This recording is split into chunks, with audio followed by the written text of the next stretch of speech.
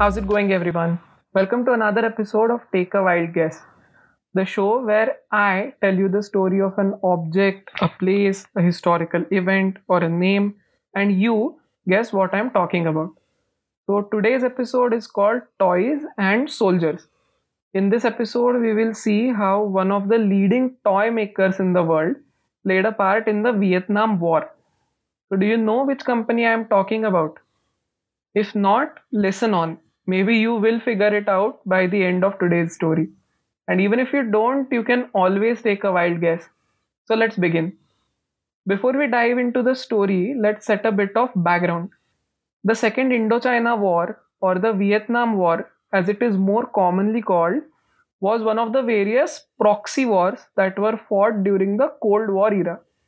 This means that though officially the war was fought between North Vietnam and South Vietnam, North Vietnam was backed by USSR, China, and other communist allies, while South Vietnam had the backing of USA, Australia, South Korea, and all the other non communist states.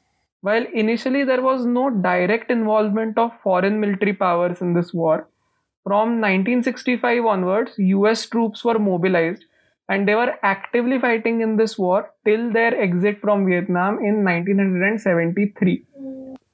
Now, ever since the American War of Independence, which was fought in what 1770s, and then throughout the Civil War, throughout both of the World Wars, American rifles were still being made from only two materials: metal and wood. It was only in the 1960s that the American gun making company Colt developed the M16 assault rifle.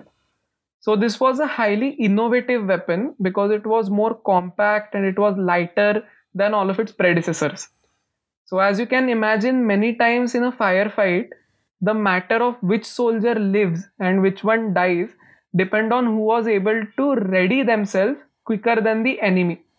And many times this difference is as small as a fraction of a second. So in such cases, a lighter, smaller rifle gives the soldier an edge over his enemy. And this reduction in weight in the M16 rifle was brought about by a new material. The material was plastic. During the time of the war, Colt contracted one of the leading toy makers in the country to repurpose their plant to manufacture a certain part called the plastic foregrip for the M16. However, the things weren't as positive as you would think. Though these new rifles were very light, they had other problems. Most importantly, the weapon used to get jammed and it used to misfire very frequently if the soldier did not clean and maintain it properly. Now, if you know, the Vietnam War was fought in the jungle. So, as you can guess, it was almost impossible for soldiers to maintain their weapons in the mud and in the dirt of this highly humid tropical country.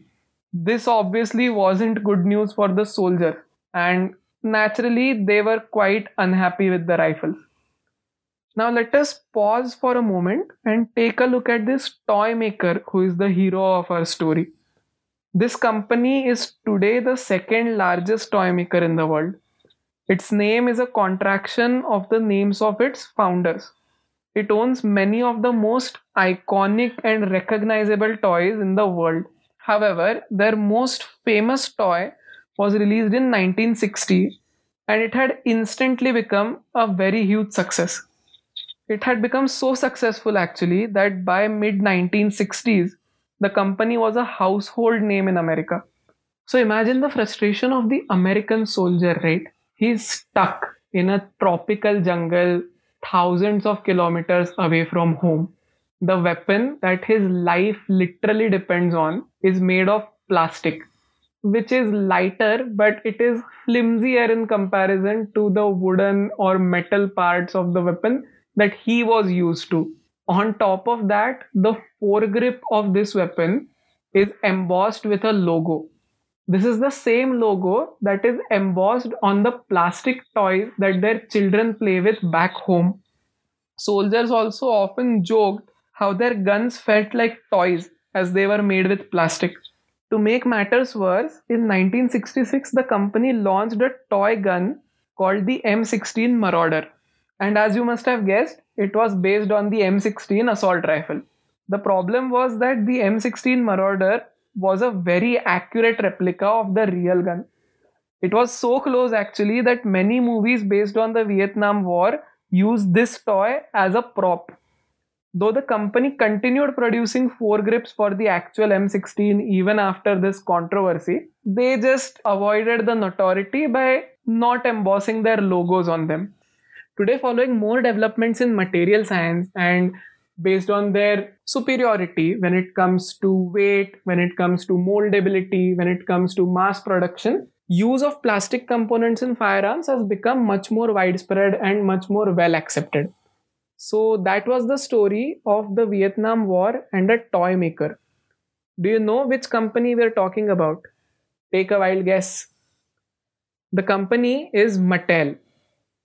It is the company which is named after its founders Matt Matson and L. Handler. This company launched their most famous toy, the Barbie doll, in 1960. But apart from the Barbie doll, it also owns various other brands like Hot Wheels, Fisher Price.